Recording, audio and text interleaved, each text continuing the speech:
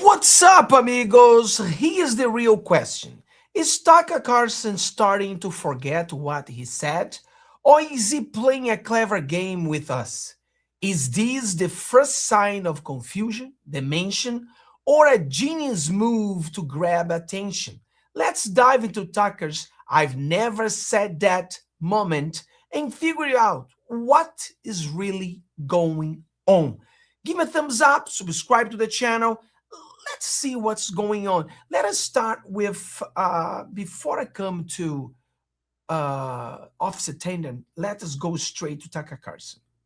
This week when you said that Hamas is more like a political organization than a terror group. I didn't say that. Hamas is group of jihadis. They're Islamic extremists, which they also claim constantly, which I don't know if that's true, by the way. It seems more like a political organization. I didn't say that. You've been talking on your show about whether Trump is the Antichrist. I have not said that. On your show, you said, could this be the Antichrist? I actually did not say, could this be the Antichrist? Could this be the Antichrist? I don't know where that comes from, but I know that those words never left my lips. You were on a podcast yesterday. You said you think Israel killed Charlie Kirk. I did not say that. I did not say that. I've never said that. Charlie Kirk was murdered. I believe he was most likely murdered for his evolving views on Israel. I've never said that. You said in our previous interview, the future that I imagine is not a future in which we're yelling at each other about race. It's a future in which people are legitimately revolutionary, maybe even violent. I'm amazed that you have a tape of me saying that, and I just want to disavow it. So what do you think? Why is he changing? He always says something, then he didn't say what he just said it.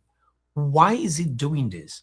Let us hear Officer Tenton what he has to say. He's talking about the same thing, and then I want to bring you something to you as well. But I want to see your opinion. Why do you think? Is this a strategy? He's clever.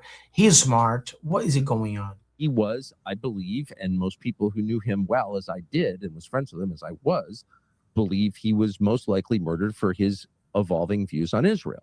By the way, I did see something that you were on a podcast yesterday. You said you think Israel killed Charlie Kirk. Okay. I know a lot of people, including in the Trump administration, who think that. However, there's no proof of that. I don't know when the command came down and from whom that we have to trust everything federal law enforcement says, but I'm not obeying that. We have a moral obligation to push federal law enforcement to do the job we pay them to do, which is to investigate the crimes fully. And so, for example, if there are people who predicted Charlie's death on Twitter, I think the rest of us can expect that they've been hauled in by the FBI for questioning, and I don't think they have been. I do know what what you're talking about, the Discord chats. No, I'm specifically talking TikTok. I'm talking about the Twitter posts that seem to predict Charlie's death. When he say, I never said that. Yes, you did. You did say that. Get your producer, pull up the clip. You literally said, put the clip back up, just in case people miss it. You literally said that Charlie was killed by Israel, that they had something to do with it. You literally said it.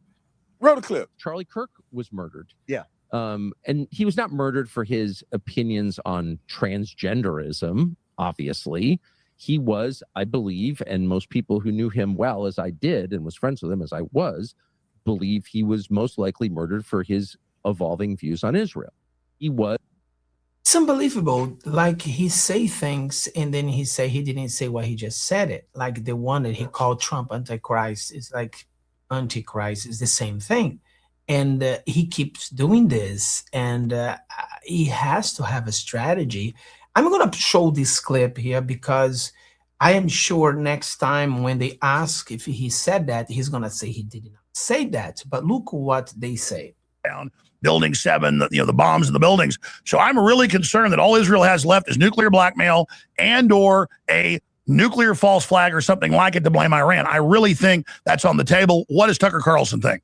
So Alex Jones is saying the only thing Israel was going to do now is a false flag nuclear bomb, and ask Tucker Carlson. And Tucker Carlson agrees. But if tomorrow he's asked, you said it, that Israel was going to do a false flag, a nuclear bomb, he's going to say, I never said that. I think you're clearly right. I mean, they're saying it out loud, so we're not guessing. I mean, you just interpret their statements, which need very little interpretation because they're pretty direct statements.